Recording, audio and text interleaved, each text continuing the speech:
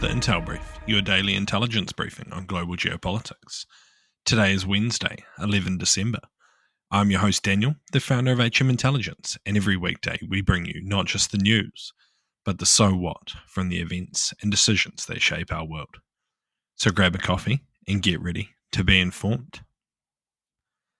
In today's update, we'll be covering: a German man is accused of planning rail sabotage in Russia. China has expanded a major military drill around Taiwan, and Sudan is facing the biggest humanitarian crisis recorded. So firstly, a German-Russian citizen born in 2003 has been arrested in Russia for allegedly attempting to sabotage a rail line in the Nizhny Novgorod region, about 250 miles east of Moscow, on the orders of the Ukrainian SBU security services.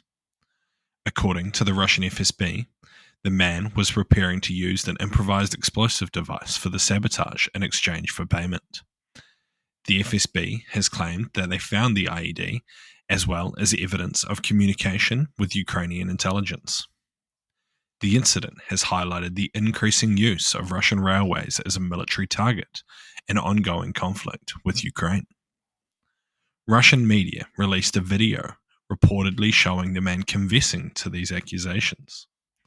In the footage, with his face blurred, he claims to have been recruited by a person he met online, who was later identified to be Ukrainian Special Services. He admitted to carrying out prior tasks such as setting fire to fuse boxes and painting pro-Ukrainian graffiti in town. This was allegedly his final assignment, to derail a freight train. As of now, neither the German Foreign Ministry nor the Ukrainian intelligence services have commented on the arrest. So what? Well, firstly, the confession video doesn't prove anything, as it is likely he will have been coerced into a confession, regardless of the truth. While it is possible that this is just another case of a dual citizen being arrested for a bargaining chip, it is also just as possible that the Ukrainian intelligence have used this person to conduct such sabotage attacks in Russia. Regardless, it is highly likely that he'll be spending the next few months in a cold Russian prison, waiting for some form of agreement between Germany and Russia, if Germany even tries. And next, Taiwan's defense ministry has reported the detection of 53 Chinese aircraft and 19 ships near the island over a 24-hour period, marking an escalation in Beijing's military activity as part of its largest drill in decades. Of the aircraft, 23 crossed the median line into Taiwan's air defense identification zone, prompting Taiwan's military to monitor and respond. The surge in activity followed Taiwan's claim that China had deployed its largest naval fleet in regional waters for 30 years, with approximately 90 ships stationed along the first island chain. Taiwan has denounced these actions as military intimidation, urging Beijing to cease activities that jeopardize regional peace, while Beijing counters that, accusing Taiwan and external forces of stoking instability. The situation has drawn international attention, with the US Defense Secretary affirming US support to Taiwan's defense and emphasizing the importance of maintaining the Taiwan Strait status quo. Taiwan attributes the heightened tensions to the president's recent visit to the US, while Chinese officials assert their determination to address separatist forces seeking independence. Analysts suggest that Beijing's actions are aimed at asserting control within the first island chain and deterring external interference ahead of a significant political transition in the US. The standoff has underscored China's refusal to rule out the use of force over its claim of Taiwan, which it views as part of its territory, despite Taiwan's self-identification as a sovereign state. So what? It appears that China has become more bold when it comes to military confrontation with Taiwan over recent times. Though I think it is unlikely that China intends to invade in the next 6 to 12 months, They are going to continue to test Taiwanese SOPs, readiness, and their ability to counter naval units.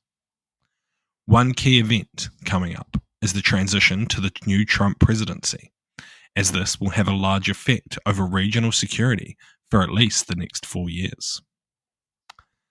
And lastly, Sudan has topped the International Rescue Committee's annual watch list of global humanitarian crises for the second consecutive year due to the devastating impact of the ongoing civil war between the army and the paramilitary rapid support forces.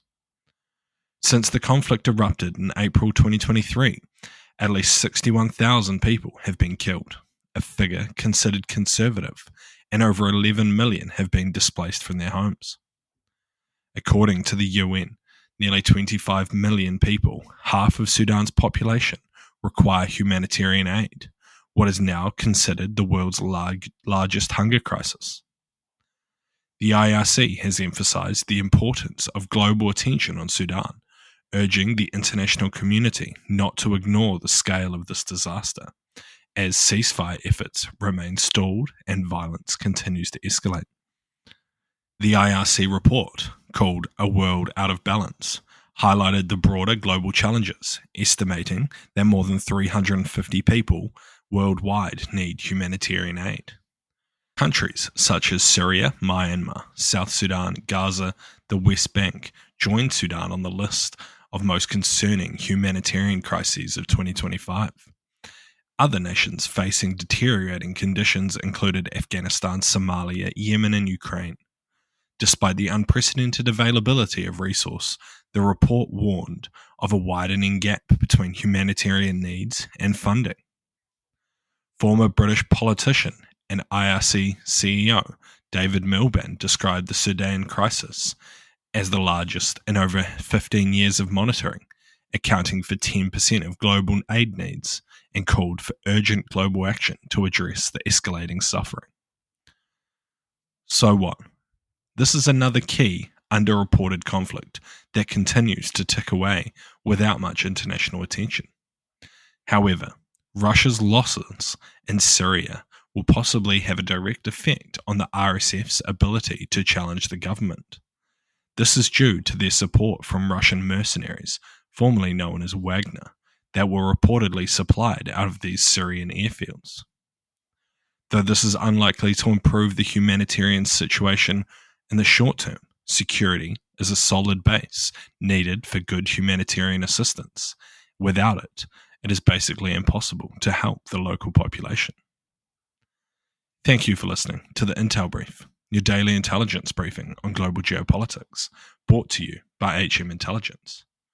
If you want to support the podcast, tell your friends to help them stay informed and leave us a 5-star review. Or if you want to learn more about intelligence, why not take one of our courses?